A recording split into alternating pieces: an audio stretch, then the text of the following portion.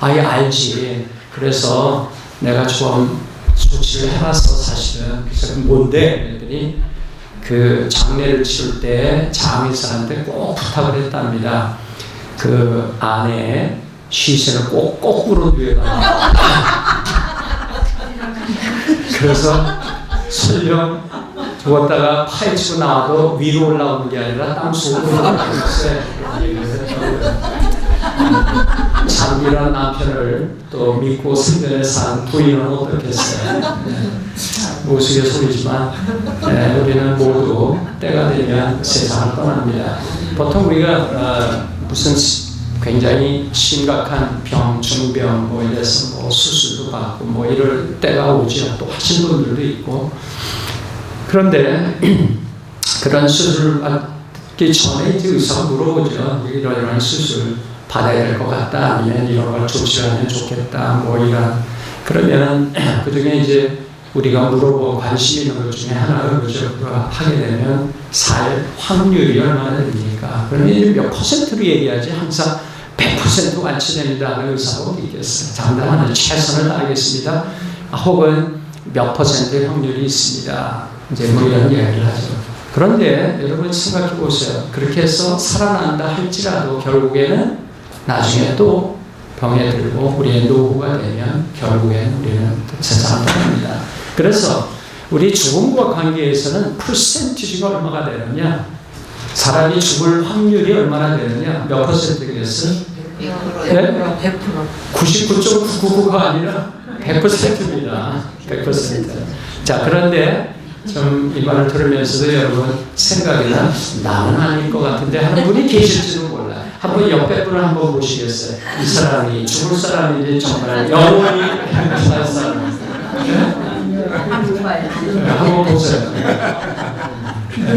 우리 아빠 저 쳐다보면서 피둥피둥 하다가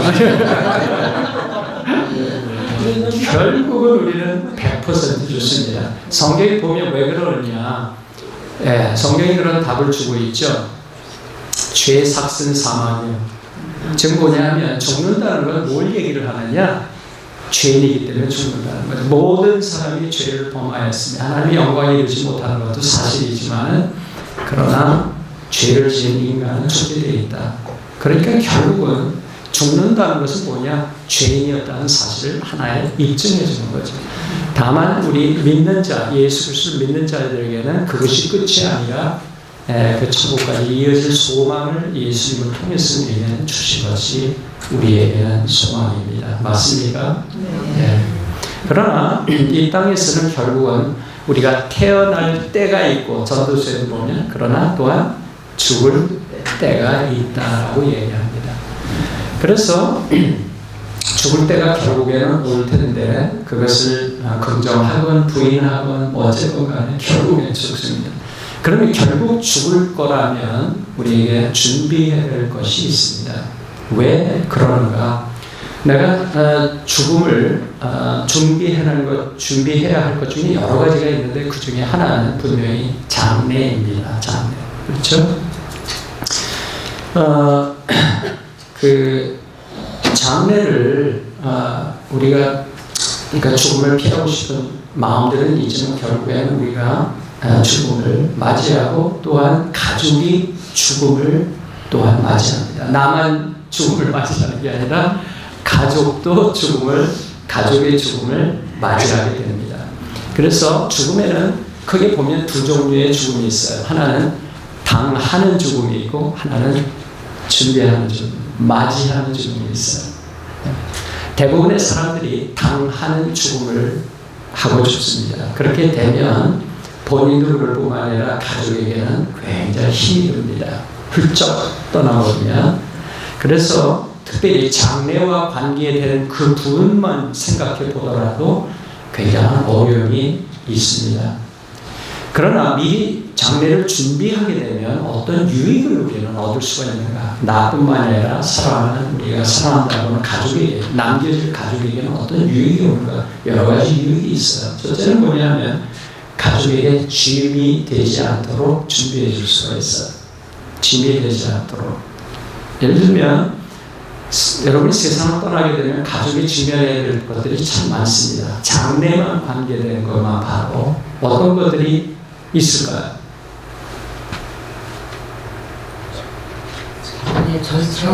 장례 절차에 대해서 뭐부터 시작을 해야 되는가? 또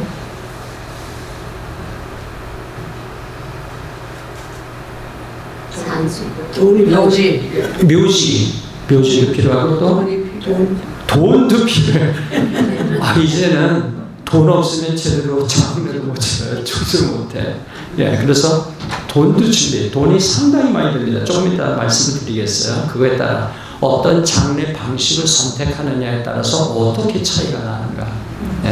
그거에 대해서 좀 말씀드려요. 그래서 가족들이 생각해야 될 게 굉장히 많아요. 누구한테 연락을 해야 되는가. 또 집에서 돌아가셨을 때, 병원에서 돌아갔을 때는 좀 쉽지만 집에서 돌아가셨을 때는 또 달라요. 그럴 때는 어떻게 해야 되는가? 누구에게 연락해야 되는가? 장의사에 대해서 장의사 연락을 해야 될 것 같은데 장의사가 미리 결정이 안 됐으면 그때부터 찾아야 돼요. 며칠 이내에 장례를 치러야 되는데 장의사를 어디서 그러면 어떤 장의사를 갖다 선택을 하느냐? 또 장의사를 선택한다 할지라도 한 예로 매장을 한다고 했을 때 관만 해도 2,000불에서 5만 불이 됩니다. 책자가 이만큼 두꺼워요. 그러면 장의사에 가서 한 30분, 1시간 내에 결정을 해야 돼요. 어느 관을 하겠습니까? 그러면 그거 하나만 가지고서도 돈도 그렇지만 어떤 걸 해야 될지 결정을 해야 돼요. 또 매장을 할 건지 화장을 할 건지 가족들이 이견이 나뉘어질 수 있죠. 내가 미리 얘기를 안 했으면. 그렇죠? 한쪽에서는 매장하자, 한쪽에서 화장을 하자. 그거 갖고 슬픔을 같이 나눠야 될 가족들이 이런 거 갖고 지금 마지막 순간에 짧은 시간에 장례를 치러야 되는데 이거 갖고 논쟁을 벌여야 되고 돈에 대해서도 그렇고 여러 가지 이런 것들이 가족에게 혼란과 굉장히 큰 그러한 부담을 가지고 있겠죠. 그래서 경제적으로도 말씀드린 것과 같이 어떤 방식을 선택하느냐에 따라서 미리 준비를 한다면 여러분이 미리 알고 상황에 따라서 맞춤식 여러분이 원하는 가족이 가장 선호하는 걸 결정할 수가 있겠죠. 또 하나는 우리가 신앙인으로서 예수님을 믿는 신앙인이라고 한다면 내가 원하는 것이 가장 바람직하게 신앙인으로서 남겨질 가족뿐만이 아니라 주위의 나를 아는 사람들에게도 선한 증거가 될 수가 있어요. 또 하나는 뭐냐면 나의 죽음이 다음 세대의 축복이 될 수도 있어요. 준비를 하면 그래서 그렇지 않게 된다면 그냥 죽음으로만 끝나고 굉장히 가족에게도 어려움을 초래하고 나의 신앙에 원하는 것이 그것이 반영되지도 않고 장면에서 또한 아울러 다음 세대에도 전혀 영향이 없는 축복이 되지 않는 그냥 묻히는 그러한 결과를 초래하게 되죠. 그래서 여러분 오늘 말씀을 드리는 게 여러분 우리 모두에게 관련된 것이고 또한 나는 내가 믿는 걸 보고 선호하는 걸 보고 왜 그러는지 또한 아울러서 나만 결정해야 될 문제가 아니라 남아있는 가족이 장례를 치러야 된다면 남아있는 가족은 어떻게 생각하는지 이런 것들을 오늘 들으시면서 빠른 시일 내에 여러분의 가족하고 상의를 한번 나누고 그러한 절차를 준비함을 통해서 그때가 오면 당황되는 게 아니라 올 것이 왔구나 이미 다 준비된 것을 가족들이 서둘러하게 처리하는 때이죠. 자, 먼저 그 비용권에 대해서만 먼저 말씀을 드립니다. 비용권은 그러면 대체적으로 한 5가지 종류의 장례 방식이 있습니다. 우리가 보통 제일 잘 아는 것은 매장입니다. 그렇죠? 요즘 매장을 하는데 매장하는 거 외에 기증을 하는 것도 있고요. 화장하는데 화장 후에도 3가지 종류가 있어요. 화장 후에 자연골 또 자연에 뿌리거나 뭐 할 수 있는 게 있고 또 화장 후에 납골당에 그 죄를 안치하는 게 있고요. 또한 화장 후에 그거를 매장하는 묘지를 사서 매장하는 게 있습니다. 제가 한번 여쭤보고 싶어요. 여러분 묘지를 사신 분 한번 손 들어보세요. 묘지를 이미 준비하신 분 한 4분의 1 정도 되는 것 같아요. 손 내리시고 여러분 중에는 화장하기로 결정하신 분 한번 손 들어보세요. 나는 죽으면 화장을 하겠다. 네. 그러면 나머지 분들은 아직 결정을 안 하신 거죠? 네. 매장에? 매장 하시겠다는 분. 아까 매장 하실 분. 오케이. 알겠습니다. 네. 손 안 드신 분은 아직 결정을 안 한 건가요? 아니면 안 죽을 건가요? 안 죽기로 결정하신 건가요? 오케이. 뭐 어쨌건 간에 여러분이 안 죽기로 결정을 했어도 하여튼 몸은 따라주지 않아요. 그날입니다. 자, 그러면 제가 몇 가지 좀 안내를 먼저 하나씩 드리려고 합니다. 시신 기부하는 게 있습니다. 이거의 장점은 뭐냐면 돈이 하나도 안 들어요. 돈이 하나도 안 들어요. 이게 뭐냐 하면 미리 내 시신을 의학 발전을 위해서 기부한다. 그것이 수용이 되면, 신청을 해서 수용이 되면, 그러면 나중에 이제 가족에게만 내가 죽거든 여기로 연락하면 된다 하면 메릴랜드 지금 이야기합니다. 그러면 시에서 거기에 그 관계된 장이 관련된 사람들이 와서 시신을 가지고 가서 대학교에 가서 그 시신 나의 몸을 연구하는 데 쓸 수 있도록 이렇게 합니다. 네, 그렇게 지금 전화가 왔어요. 지금 전화 온 거 다 저 진동을 해보시라고 지금 환영이 왔어요. 그래서 이거는 전혀 비용이 안 듭니다. 누구에게 이게 적합할까요? 이런 가족이 없는 사람들, 특히 자녀가 없거나 이런 분들. 저희 교회 부곡에 계시는데 그분이 일찍 하셨어요. 그 자녀가 없어서 기부함을 일찍 하시고 그래서 하셔서 그런 경우죠. 그러나 자녀가 있다 할지라도 기부하는 걸 선택하는 분들이 있을 수가 있어요. 네. 어떤 경우일까요? 신앙심이 깊은 사람. 신앙심이 깊은 사람. 그럴 수도 있죠. 네. 네? 의학 발전을 위해서. 예, 그럴 수 있어요. 예. 제가 조금 이따 말씀을 드리겠습니다. 여하튼 시신 기부를 하게 되면 돈이 전혀 들지 않습니다. 그러니까 장례와 관계돼서 뭐 관계된 게 조금 있다 그러면 장례 예배를 드리는 그런 관계를 위해서 조객들에게 식사 대접을 한다든가 뭐 목사님께 감사의 뜻을 좀 전하는 정도라는 뭐 여하튼 이런 거를 한다 그러면 그 비용 정도만 제외하고는 드는 게 전혀 없습니다. 그래서 재정적으로 하여튼 이것에 대해서는 준비가 안 됐다. 자녀들에게 또한 짐이 되고 싶지 않다. 뭐 그런 경우에는 부모 중에서 선택을 해서 나는 기증을 하겠다 할 수 있죠. 자, 그런데 여러분 중에 조금 혼란이 될 수 있는 게 뭐냐면 장기 기증입니다. 장기 기증은 시신 기증하고 다릅니다. 여러분이 드라이버스 라이센스를 때 거기에 체크하는 것 중에 장기를 기증하겠느냐 말겠느냐 하는 질문이 있었을 거예요. 그래서 하겠다고 하는 분은 여러분 드라이버스 라이센스에 기증되어 있다고 기증되라고 표시가 되어 있습니다. 아시죠? 네. 자, 그거는 뭐냐면 살아있는 동안에 하는 것입니다. 살아있는 동안에 그 터미널 혹은 이제 정말 죽는 게 확실한데 그때가 되면 살 소망이 없다 그러면 죽기 전에 내 장기를 떼서 죽는 순간이 되지 그렇게 해달라. 그래서 그게 있으면 이제 대기를 하고 있다가 바로 숨이 끊어지는 순간 그 손상되기 전에 장기를 떼서 기증을 하는 거죠.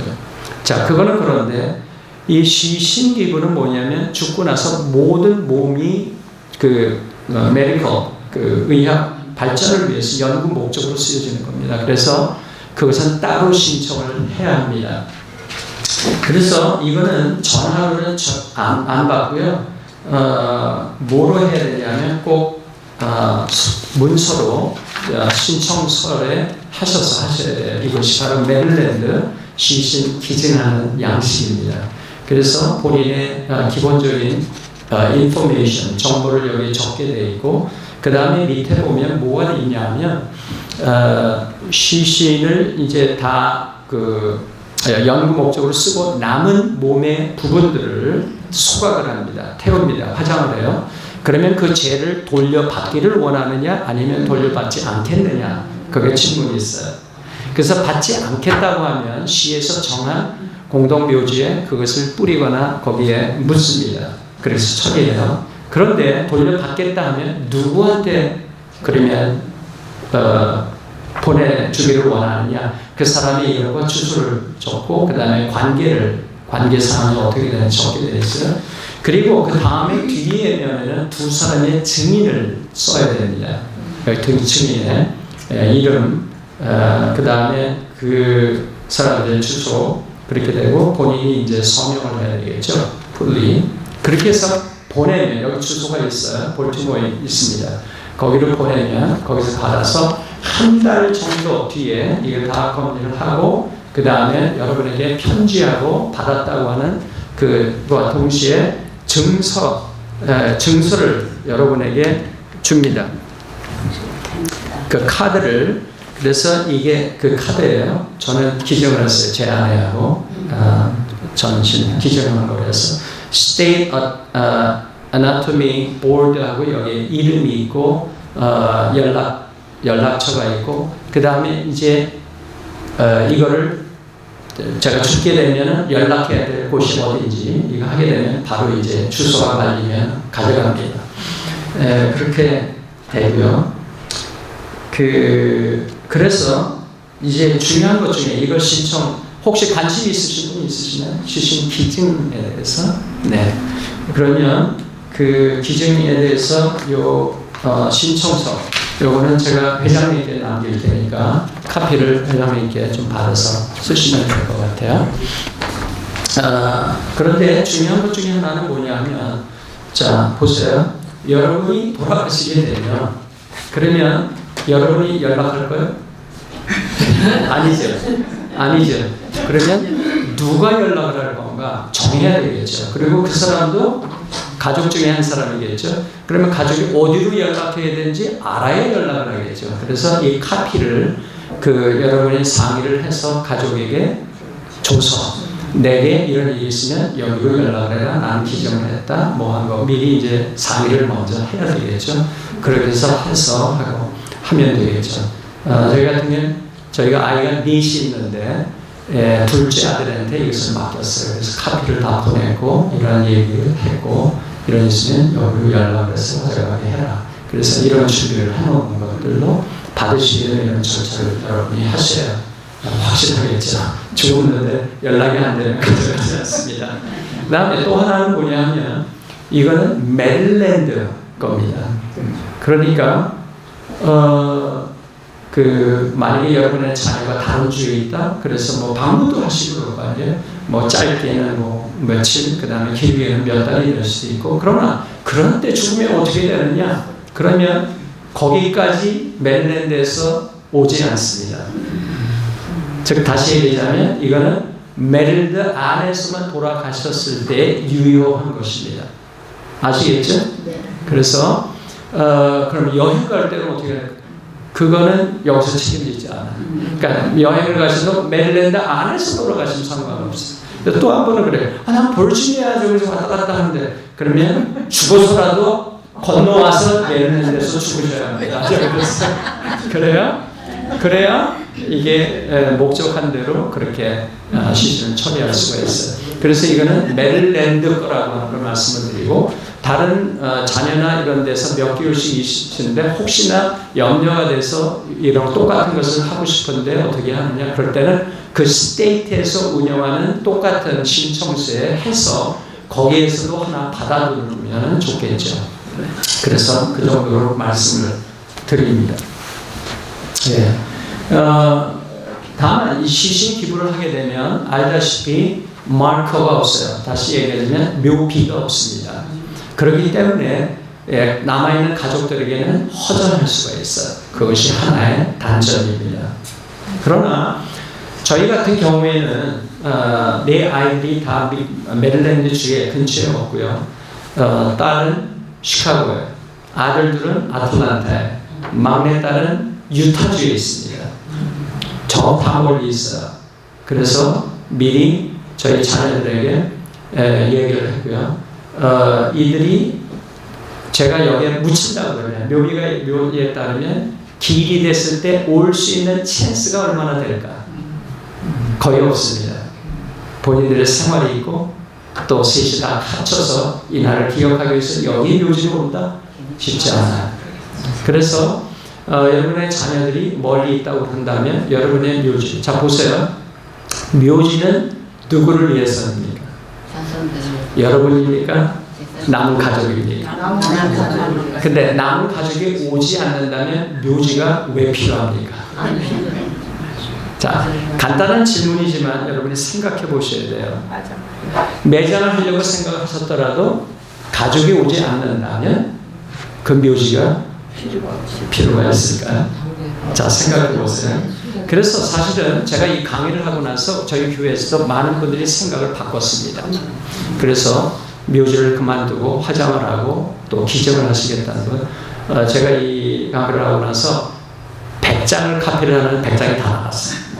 기증하는 게. 그래서 여러분 한번 생각을 해보세요. 그래서 그런 다음 세대에도 내 몸을 통해서 하나님 주신 몸이 축복이 될 수 있다면 기꺼이 그렇게 하겠다 하면 그걸 선택할 수가 있지만, 그러나 남은 가족에게는 아무것도 없다는 것이 굉장히 서운할 수가 있기 때문에 한번 고려를 하고 나눠보는 것이 필요하다. 왜냐? 어차피 묘지는 나를 위해서가 아니라 남은 가족을 위해서이기 때문에 그렇습니다. 저희 굉장히 흥미로운 사건이 있었는데, 저희 교회 여러분 중에서 아시는 분들이 계실 거예요.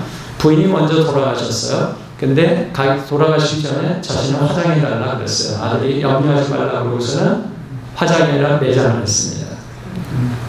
그 다음에 아버지가 야 나는 화장할래, 응? 그렇게 해주고 했더니 아들이 염려하지 말라고 해서 뭐 했을까요? 매장을 했습니다. 왜 그랬을까요? 허전해서. 네? 섭섭해서. 예, 아마도 본인에게는 아무것도 없는 것이 허전했다고 생각이 들 수가 있어요. 그래도 때때로는 와서 기리고 생각하고 이런 게 가시적으로 있는 것이 위안이 된다면, 결국에 우리는 묘지는 누구를 위해서?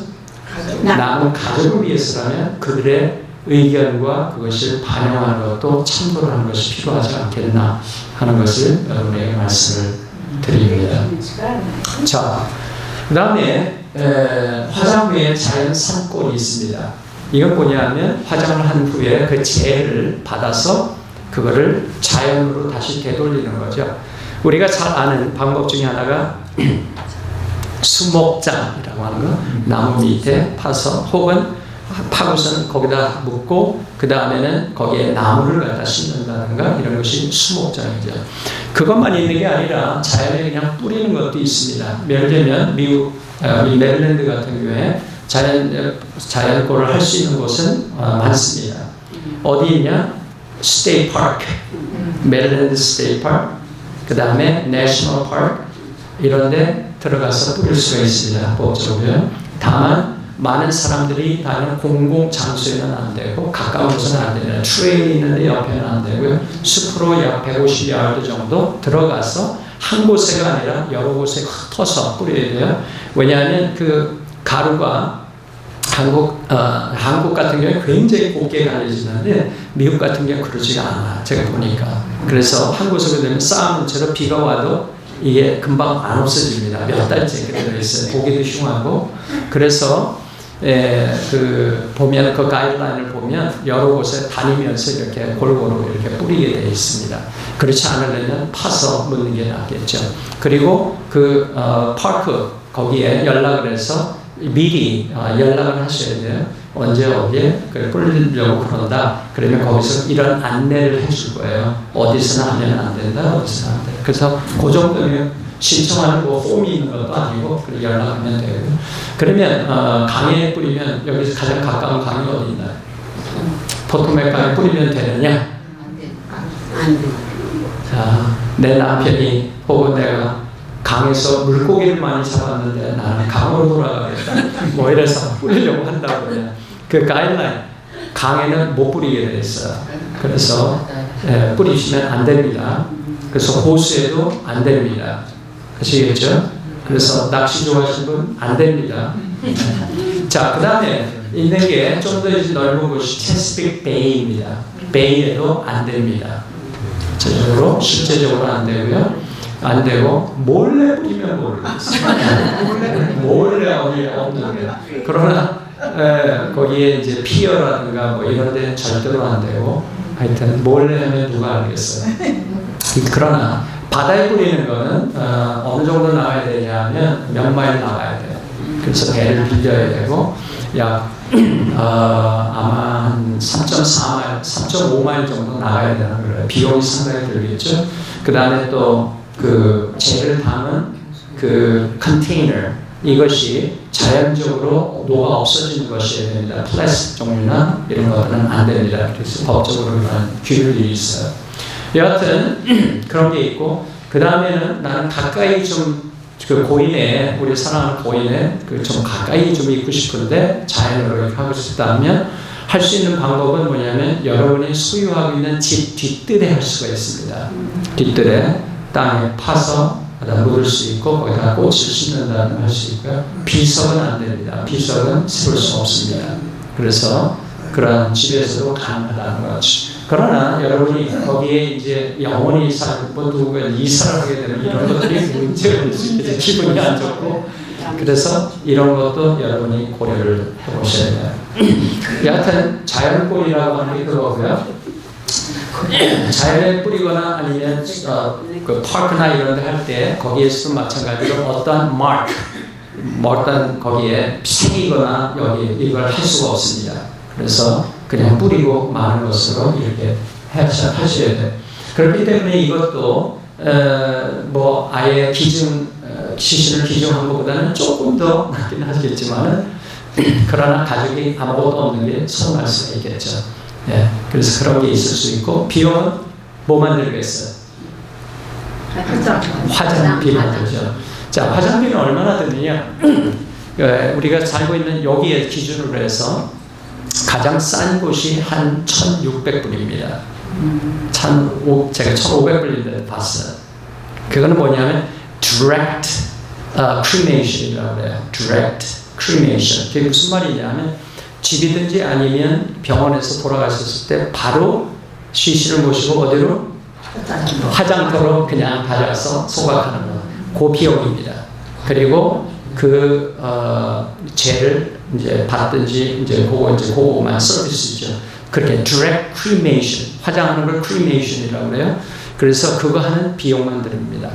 그러나 이제 여기서부터 뭐 가격대가 올라가냐 하면 화장을 하기 전에 뷰잉을 할 건가?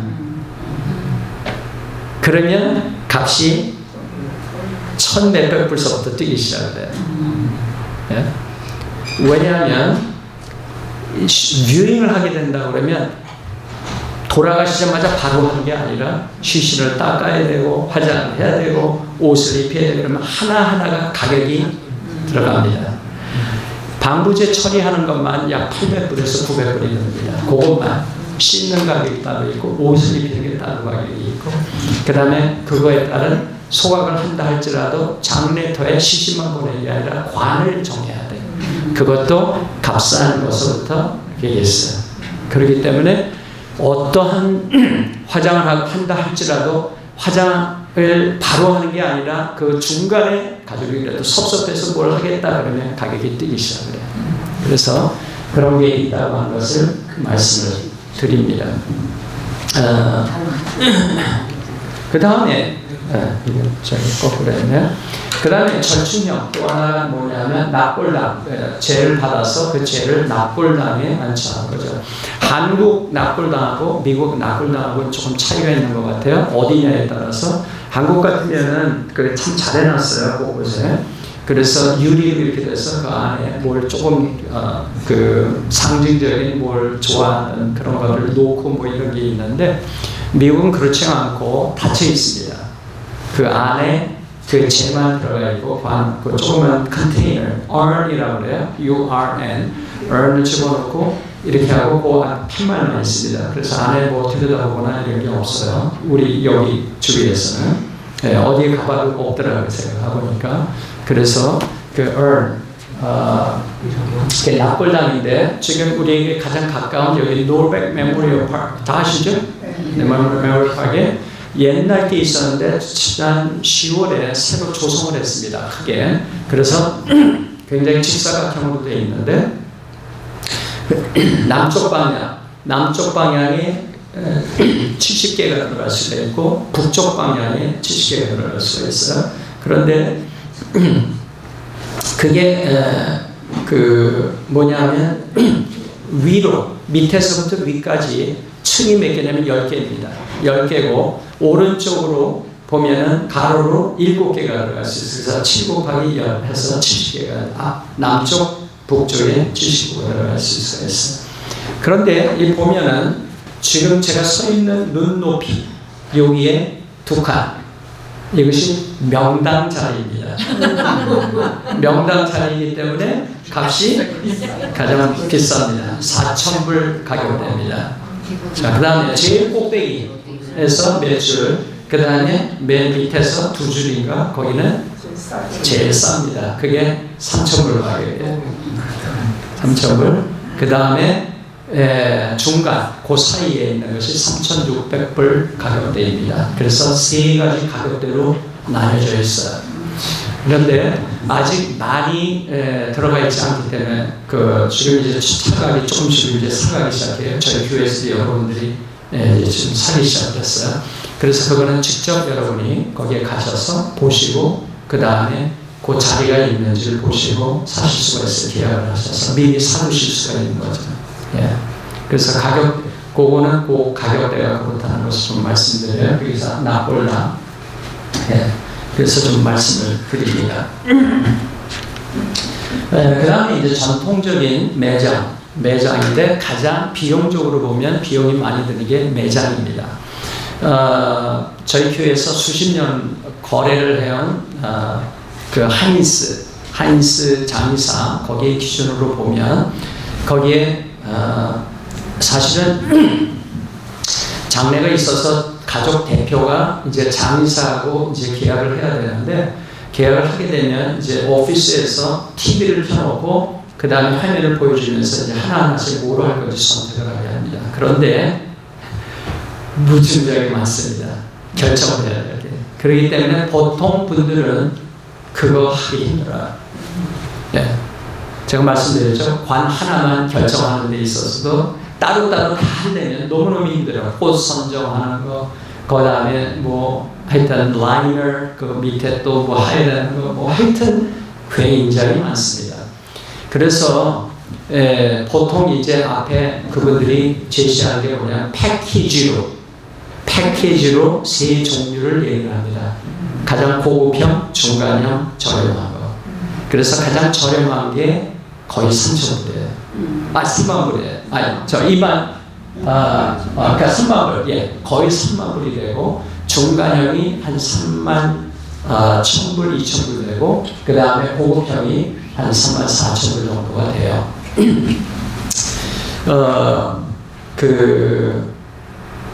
아닙니다. 제가 잘못 얘기했어요. 전통에는 19,000 몇 불이 가장 적은 거고, 그 다음에 21,000불 정도가 중간이고, 그 다음에 2만 3,4,000불이 고급형입니다. 패키지로 해서. 네. 근데 지금 여기에 전통 매장할 때 그거보다 훨씬 많은데 이게 뭐냐? 이거는 장례 비용은 크게 두 가지입니다. 크게 두 가지. 하나는 장의사 비용, 또 하나는 뭐냐면 묘지하고 관련된 비용입니다.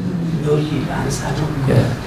근데 묘지만이 아닙니다. 묘지뿐만이 아니라 장례가 일어나면 누군가 그걸 팔아야 되잖아요. 팔고 묻고 그 다음에 온 사람들 서비스하는 거, 준비하는 거, 이런 서비스 이런 거 다 가격을 하게 되면 보통 매장은 3만 불 정도를 생각하셔야 돼요. 3만 불 적어도 지금 얘기하는 건 적어도 3만 불이에요. 그래서 보통은 3만 불에서 4만 불 정도가 수요가 됩니다. 어떤 관 또 어떤 방식으로 하느냐에 따라 다 달라. 그렇기 때문에 가장 비용이 많이 듭니다. 그런데 이제 제가 물어봤을 때는 그 다음에 서비스 매해 또 돈을 내는 게 있느냐 그랬을 때 없는 것을 저는 이해를 합니다. 그래서 관리를 하는 거로 예. 그 다음에 어떤 분은 이게 뭐, 묘지가 50년 계약 혹은 100년 계약 그 다음에 없어진다고 하는데 제가 물어봤을 때는 그냥 그 땅에 있는 동안에는 그대로 있는 거로 저한테 그렇게 얘기를 했어요. 구두로는. 예. 하여튼 그렇다는 거. 그러나 50년, 3년 지나면 그 다음에 뭐, 누가, who cares? 그렇게 되겠죠. 예. 그래서 가장 높은 비용이 발생하는 것이 사실이지만 유가족에게는 언제든지 와서 추모할 수 있는 공간이 있다고 하는 거. 자, 이거 외에 여러분이 주위에 있는 교회를 통해서 아마 우리 로백에 조성된 것을 보실 수가 있는데 그게 뭐냐 하면 가든형 매장이 있습니다. 가든형 매장. 예. 베다니 교회가 여기서 조성을 해놓은 게 노백에 있습니다. 보신 적 있으세요? 예. 그거는 뭐냐 하면 화장을 하고 재를 밑에 집어넣는 겁니다. 그런데 탱크예요. 큰 탱크예요. 그러니까 이거는 뭐예요? 다 섞이는 겁니다. 네. 모두가 다 섞이는 거예요. 다만 옆에 팻말이 있습니다. 아무개 언제 태어나셔서 언제 돌아가셨다는 팻말만 있습니다. 그래서 거기에 밑에 보면 두 군데 집어넣는 뚜껑이 있는데 그 서비스하는 분이 그걸 열어서 이제 거기다가 뿌리는 거죠. 그러나 다 섞이는 거예요. 그러니까 좀 마음이 가정적으로는 찝찝하고 이럴 수가 있죠. 그러나 가격적으로 보면 굉장히 저렴합니다. 그래서 그게 조성이 된 게 10몇 년 됐다고 하는데 제가 실제로 가서 보니까 거기 한 분들은 많지 않더라고요. 실제로 들어갈 수 있는 저기는 뭐 해놓은 것만 해도 한 600 몇 개가 못 되는데 실제로는 뭐 몇십 개도 안 되는 것 같아요. 제 생각에는. 여하튼 그래서 그거를 그것도 하나의 그러면 그 교인만 되느냐 외부 사람들 할 수가 있어요. 가격이 뭐 한 200불인가 더 조금 더 차지하지만 그렇게 많지 않아요. 그래서 그거 하는 거는 한 외부 분들 그 교인이 아닐 경우에는 제가 기록하기에는 한 1600불 정도 선상에서 할 수 있는 걸 알고 있습니다. 네. 자, 그러나 비용의 차이가 하나도 안 드는 것에부터 약 4만 달러까지 이렇게 차이가 나는데 어떤 방식으로 하느냐에 따라서 그러나 그 중요한 것은 나의 결정이 나의 신앙적 가치관과 가족을 향한 사랑을 잘 반영하는 것인가를 우리는 고려해야 된다. 왜냐하면 이 묘지나 뭐 이런 게 남 가족을 위해서이기 때문에 나만 이렇게 하겠다고 해서 그거대로 밀어붙이기에는 무리가 될 수 있다는 걸 말씀을 드린 겁니다. 자, 하나는 뭐냐면 화장하는 거에 대해서 예수 믿는 분 중에 이거 하면 부활의 문제가 되지 않느냐. 그래서 신앙인으로서 그 화장하는 걸 반대하는 분들이 있습니다. 성경적으로 보면 화장하는 것에 대해서 금하고 있지 않고요. 어떤 방식으로 하느냐에 대해서 이렇게 해라 라고 하는 것은 없습니다. 다만 성경에 나온 인물들, 특별히 구약이나 이런 데 보면 거의 다 매장을 했습니다. 매장을 했고요. 이교도들 중에는 이방 신들에게 우상에게 바칠 때 태워서 하는 바치는 이런 것들은 있었지만 그러나 매장을 하건 화장을 하건 성경적으로 신앙적으로는 전혀 문제가 없다는 것을 저는 말씀드려요. 성경을 볼 때 신앙적으로도 그렇고요. 추이로 보면 한국은 오래전부터 벌써 뭐 땅도 비좁고 하기 때문에 장례 문화가 이제 매장보다는 화장이 많고 그 납골당을 하는 경우가 많은데 화장하는 경우가 거의 90% 이상이고요.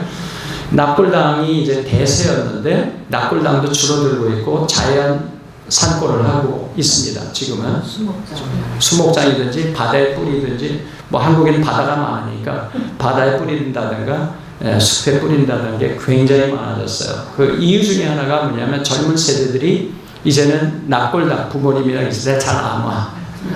그게 가까운 것도 아니고 그것도 이유가 있고 한국에서는 그걸 매니지하는 데 있어서 매해 돈을 내야 되는 것들도 또 있고 그래서 경제적인 문제도 있고 시간적인 문제 뭐 하여튼 여러 가지로 인해서 지금은 납골당이 또 포화 상태이기도 하고요.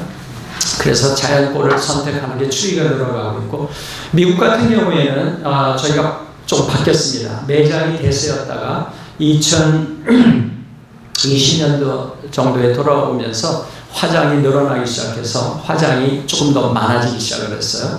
그래서 앞으로는 아무래도 화장을 선택을 하는 게 더 많아질 거라고 봅니다. 그래서 묘지 메모리얼 파크에서도 매장 하는 것보다 이제 낙골당 조성을 하는 것들을 좀 더 많이 만들기 시작한 것 같아요.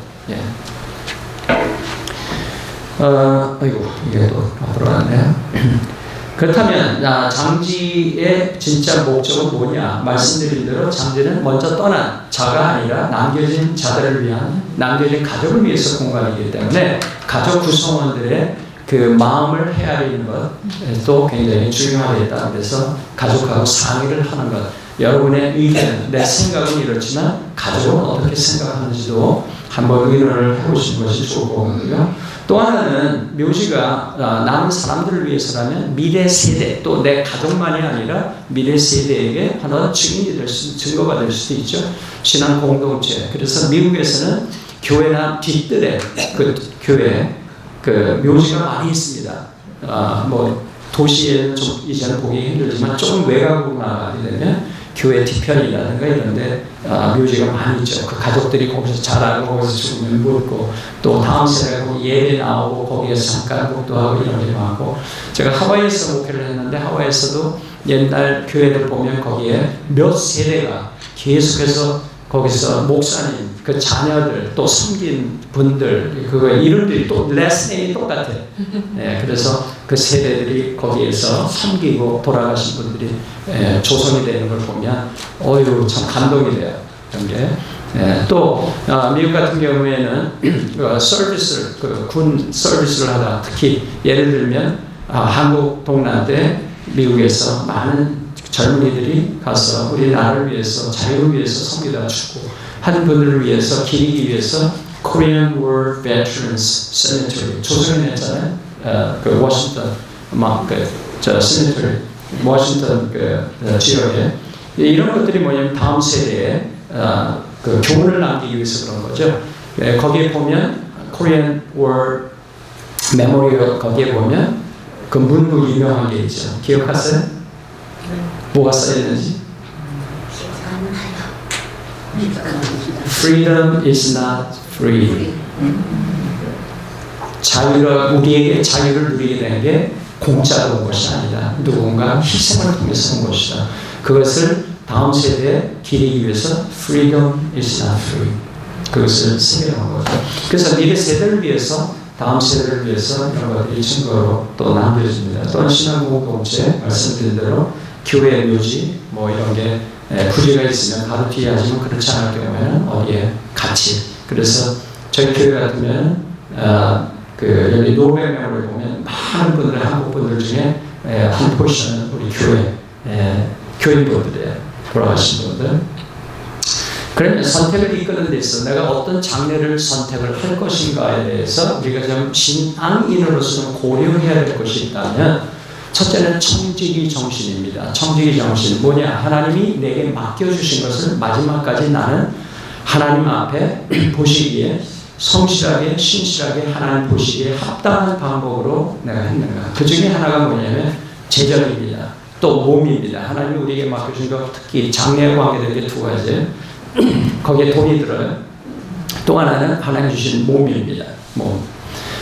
그러면 성경에 보면 고린도전서 6장에도 보면 19절 보면 19절 20절 너희 몸은 값으로 사신 바 되었으니 너희 것이 아니니라. 그렇게 되어 있어요. 하나님이 우리를 창조하셨기 때문에, 만드셨기 때문에 나는 내 것이 아닙니다.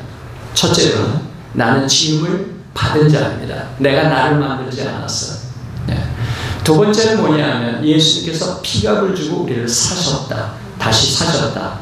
대속하기 위해 사셨다. 그렇기 때문에 너희 것이 아니니라. 따라서 결론이 뭐냐면 네 몸이 아니기 때문에 네 몸을 통해서 하나님께 영광을 돌리라, 이렇게 되어 있어요. 그렇기 때문에 우리가 신앙인이라면, 신앙인이 아니라면 여러분이 마음껏 결정을 하겠지만, 신앙이라면 적어도 한 번 하나님 앞에 하나님이 주신 이 몸을, 제가 세상을 떠날 때 이 몸을 어떻게 처리하는 것이 하나님 보시기에 가장 기쁘시겠습니까 하는 것을 여쭤보는 것이 필요하겠죠. 왜냐하면 내 몸의 주인은 누구다? 내가 아니라 하나님이시다. 자, 하나님 어떻게 하시기를 원하십니까 하는 것을 여쭤보고 기도를 통해서 조금 시간을 갖는 게 필요하겠죠. 예. 또 하나는 뭐냐면 이웃사랑 실천. 즉 뭐냐면 내가 죽음으로써 나만 끝나는 게 아니라 내 몸이도 또 여기에 드는 비용도 있는데 이것을 이웃사랑을 위해서 사용될 수 있다면 더 좋은 거 아닌가요? 그렇죠? 예. 예를 들면 시신 매장하는 것이 3만 불, 4만 불 정도 드는데 만약에 기부를 하고 돈이 안 드는 거라면 여러분이 활용할 수 있는 돈이 적어도 3만 불 정도가 돼요. 여러분 3만 불을 가지고 누구를 위해서 뭘 쓴다면 뭘 쓰시겠어? 그런데 우리는 대부분 한국 분들의 배경 속에서의 생각은 뭐냐면 세이브하면 그 돈을 가지고 누구에게 주려고 그래? 자식에게 주려고 그래. 자식에게. 자 보세요. 자식은 이미 우리가 잘 키워서 학교도 보내고 자신의 자립해서 살고 있고 잘 살 수 있다면 돈이 더 필요해요? 안 필요해요? 그래도 필요해요. 네. 손주들이 있어서. 예. 그래서 여러분들이 그런 것도 충분히 이해가 되겠고 굉장히 힘든 상황이라면 좀 내가 죽더라도 유산을 좀 넘겨주는 것이 도움이 된다면 그렇게 하는 것이 타당하겠죠. 또 손주들의 앞날을 위해서 예를 들면 학업을 위해서 대학교 가는데 이런 529이라든가 이런 것을 기금을 갖다 좀 마련해 준다든가 좋은 것입니다. 자 그러나 모든 것을 다 자녀에게 보통 흥속한다? 저는 그거에 대해서 하나님이 기뻐하시는 겁니다. 더군다나 자식이 특별히 재정에 대해서 제대로 잘 관리를 하지 못하는 혹은 안 하는 자녀라면 내가 설령 줬다 할지라도 그 돈이 쉽게 없어질 가능성이 커요. 자 다시 한번 묻습니다. 하나님이 나를 창조하시고 하셨기 때문에 내 몸은 누구의 것이다? 하나님의 것이다. 그 다음에 태어날 때 욥이 말한 것처럼 내가 모태에서 알몸으로 나왔사온즉 또한 죽을 때도 또한 알몸으로 돌아가올지로다. 그 얘기를 했어요. 그래서 우리가 죽을 때 빈소로 가는데 남은 것에 대해서 그 모든 소유를 가지고 있었던 것도 누구의 것이에요? 하나님의 것이라면 누구한테 물어봐야 될까요? 하나님한테. 그래서 내가 임의로 아니 난 자식에게 줘야 돼 한다면 하나님하고 내 돈이 아닌데 하나님하고 상의 없이 그렇게 하는 것이 타당한 것인가. 그리고 신앙적으로 마음에 깨끗하고 결국에 주님 앞에서 우리가 결산을 하게 될 때가 올 텐데 내가 네게 준 거 마지막에 너 어떻게 했어? 자식에게 다 줬는데 너 나하고 상의했어? 하나도 안 했다면 그렇다면 그때는 어떻게 할 건가? 그래서 이러한 두 가지 면에 있어서도 여러분이 한번 적어도 주님하고 상의를 해서 결정을 하는 것을 권면을 드립니다. 그 다음에 가족 배려. 나는 기증을 하겠다, 혹은 화장을 해서 뿌리겠다, 뭐 이거 돈을 뭐 이렇게 드리냐, 뭐 그럴 수 있겠지만 남은 가족이 굉장히 허전할 수 있기 때문에 말씀드린 대로 한번 같이 나누는 게 필요하겠죠. 부활의 소망, 부활의 소망. 우리에게는 육체 보존에 집착하지 않고 죽음을 이기시는 하나님의 능력을 전적으로 선적으로 우리는 선택하죠. 그래서 부활하는데 전혀 어떤 방법을 선택했든지 문제가 없습니다. 그래서 내가 이제 최종적으로 어떤 결정을 해야 될지 그것을 여러분에게 좀 고려해 본다면 어떤 절차를 통해서 그러면 최종 결정을 하는 게 좋겠느냐. 지금까지 말씀드린 전체적인 것을 요약하자면 첫째는 장지의 필요성, 장지가 지금 묘지가 꼭 필요하냐라는 것을 고려해 보세요. 내 자녀들이 내가 남긴다면 묘지가 있다면 찾아올 거냐? 예, 그래서 그걸 저희 자녀에게 물어봤을 때는 자녀들이 이런 얘기를 하더라고요. 아빠 묘지가 있는 것이 그렇게 중요하지 않아요. 자기들한테는. 다만 아버지를 기억하고 길을 있는 곳에서 의미 있게 지내는 것이 더 중요하지 묘지에 꼭 가야 된다 안 해야 된다 이것이 중요하지 않습니다. 그래서 아빠의 그 선택대로 하세요. 그렇게 얘기를 해서 오케이. 그래서 저희는 기도를 하기로 결정한 것입니다. 그 다음에 개인적인 신념, 나의 신앙적 가치관과 이웃사랑, 그 다음에 이런 것들을 고려해서 최종적으로 좋은 것이 무엇일까? 나의 개인적인 신념. 또한 경제적인 고려, 비용이 이렇게 다양하게 드는데 이거에 적합한 것, 내가 할 수 있는 건 뭐냐? 가족이 할 수 있는 게 뭐냐? 고려하고요.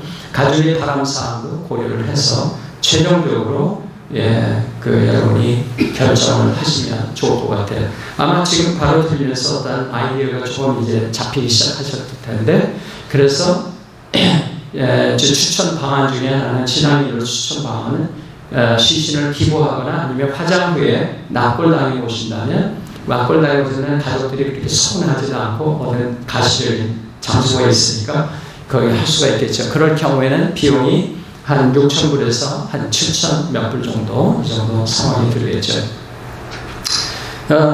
최소 비용으로 선교지향적인 거, 그거 시신 기부하는 거, 그 다음에 그 비용 들 거를 갖다가 의미 있는 선교라든가 장학기금이라든가 아니면 교회 뭐 특별한 것을 위해서 사용할 수도 있겠죠.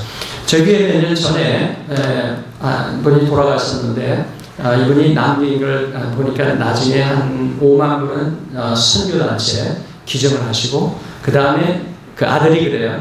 아버지 잔고를 다 했더니 은행에 남겨간 게 3,000불이래. 다 하시고 기증하고 멋지게 사셨다 그러면서 얘기를 하면서, 그런데 3,000불 교회에 헌금을 하는 게 조금 약한 것 같아서 본인이 좀 보태갖고 10,000불을 헌금을 했어요. 그래서 교회에 꼭 필요한 것에 써달라고 이렇게 했는데, 그걸 통해서 저희 교회 강당에 큰 모니터를 했습니다. 이거보다 좀 더 큰가 모니터를 해서 온 교인들이 식사 때가 되면 거기에 화면을 보고 노래, 가족들, 목장, 이렇게 소식들 알리고, 유용하게 또 세미나 하게 되면 거기에 사용할 수 있고요. 그래서 한 가족을 통해서 돌아가신 그분을 기념하면서 교회에 이렇게 기증함을 통해서 온 교회에 큰 유익을 가져오는 축복이 되었어요. 그래서 여러분도 한번 자녀에게만 다 돌릴 걸 생각하지 마시고, 공동체, 여러분이 사랑하는 공동체를 위해서, 또한 다음 세대를 위해서, 선교를 위해서 의미 있게 이런 비용을 갖다가 여러분이 염두에 두고 기증을 한다면 얼마나 축복이 되는가 한번 생각해 보시고 하나님도 기뻐하실 거라 생각합니다. 가장 중요한 것은 여러분의 가족과 함께 여러분이 생각을 해두시고 가족과 대화를 하는 것입니다. 어떠한 설명을 하시고, 나 이런 뜻은 이렇게 하면 좋겠는데 너희 생각은 어떠냐, 이런 것들을 해서 결정을 하면 좋겠죠. 자주 묻는 질문 중에 시신 기부를 하게 되면 장례 예배를 못 드리나? 드리죠. 뭘 넣고요? 영정사진 넣고 하는 경우가 많고요. 저희 교회도 그렇고요. 그래서 전혀 문제가 안 되고요. 화장의 성경적인 문제가 되지 않나요? 전혀 문제되지 않습니다. 가족들이 결정을 반대한다면 어떻게 되는가? 그렇기 때문에 여러분께서 상의를 꼭 하셔야 된다는 걸 참고드리고, 그 다음에 시신을 기부했다면 그것이 그러면 취소 못하거나 혹은 변경 못하거나 할 수 있습니다. 다시 서면으로 제출하시면 그렇게 하실 수가 있어요. 그래서 그 시신 기부하는 거는 이제 드렸으니까 뭐 상관없고요. 그래서 마지막으로 이번 주에 빠른 시일 내에 가족과 진솔한 대화를 나누기 시작하는 것. 대신 먼저 여러분의 생각은 뭔지 먼저 가족에서다가 나누시고, 그 다음에 가족과 합의한 후에 프로그램 절차를 받으셔서 만약에 장례 매장을 하거나 한다면 묘지를 샀다든가 아니면 계약을 한다든가 아니면 납골당을 준비한다든가, 그러면 가서 보시고 이런 계약을 맺는다든가 비용권에 대해서 어떻게 처리를 할 건가를 미리 처리를 해두는 거죠. 그 다음에 매년 혹시 변화가 있으면 어떤 그거에 맞게 조정을 하는 거죠. 이렇게 해둠으로써 내가 언제든지 죽을 수가 있는데, 사고를 죽을 수도 있고 어떻게 죽을지 모르지만 그때가 와도 가족에게 이런 게 다 준비가 되면, 그러면 가족들이 편히 그 다음에 애도하는 데 집중을 하고, 그러고서 일사불란하게 처리를 할 수가 있겠죠. 혹시 질문이 있으신가요? 네. 묘지 소유권은 묘지 소유권은 영원히 가질 수 있는 거야? 아니면 50년 또 30년? 예. 예, 아까 말씀드린 대로 장지 그 묘지 사신대 거기 확인해 보셔야 돼요. 노르웨기에 제가 물어봤을 때는 거기에 계속 있다고 말씀을 드렸습니다. 네. 다음에 하나는 뭐냐면 마음이 바꾸신 분들이 있어요. 묘지를 샀는데 듣고 나서 아니 나는 화장하고 그냥 처리를 하려고 하는 거예요. 그 묘지를 팔 수가 있으니까 그것도 산 곳에 알아보셔야 돼요. 산 곳에. 그래서 제가 해결을 못합니다. 그거는. 그다음에 교회에서도 교회에 문의하시고 그다음에 메모리얼 파크하고 얘기를 해보셔야 돼요. 네. 한 가지 질문. 네. 만약에 시신을 기증하기로 했는데 네. 사람이 살다 보면 뭐 사고도 날 수 있는 거잖아요. 네. 사고를 만약에 당했다 네. 했을 경우에는 어떻게 되는 거예요? 그 시신이 가는 건가? 그래도 돈이 그게 되는 거야. 그러니까 그것도 네. 연락을 해야 되겠죠. 이런 사고가 났다. 그랬을 때 일단은 아마 사고가 나면 그 시신을 병원으로 일단 옮기지 않을까 싶어요. 그렇죠? 그럴 경우에는 시신이 어디 있다가 돌아가셨으면 돌아가시기 전에는 아니고 돌아가셨다 그러면 그렇게 연락을 해서 어디에 지금 있다고 얘기를 해야 되겠죠. 왜냐하면 병원에서는 그 빨리 이제 돌아가셨으면 장사 연락해서 시신을 가져가라고 합니다.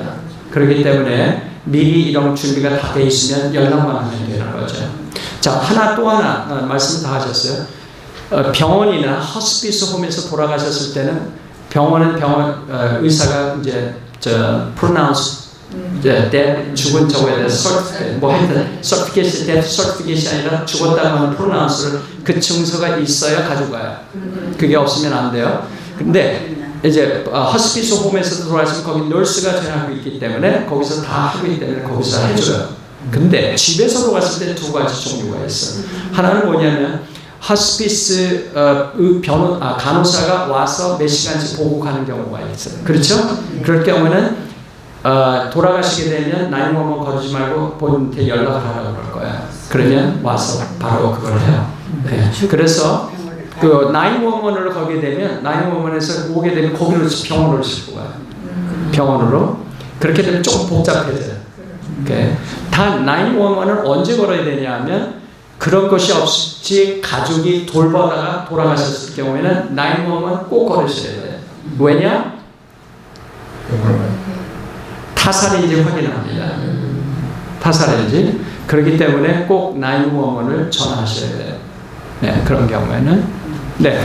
이제 저희들 드라이버 라이센스에 그 올겐 도너라고 써 있잖아요. 네. 그럼 만약 사고 나서 이제 만약 병원에서 갔을 적에 거기서 오로메딕으로 안 되나요? 드라이버 라이센스에 그렇게 돼 있는데. 지금 질문은 있는데 뭐가 올겐 도너. 자, 제가 말씀드렸죠. 올겐 도너하고 시신 기증하고 다르다고. 달라요? 다르다고 말씀을 드렸어요. 네. 시신 기증은 이거 신청서를 해서 시신을 가져가는 거예요. 그거는 뭐냐면 장기를 바로 죽자마자 떼내서 다른 사람에게 유전하는 거. 그거 다릅니다. 네. 네. 자, 그 외에는 제가 여기서 잠깐 식사도 하고 여러분이 있을 테니까 혹시 질문 있으면 그렇게 하시면 될 것 같아요. 감사합니다.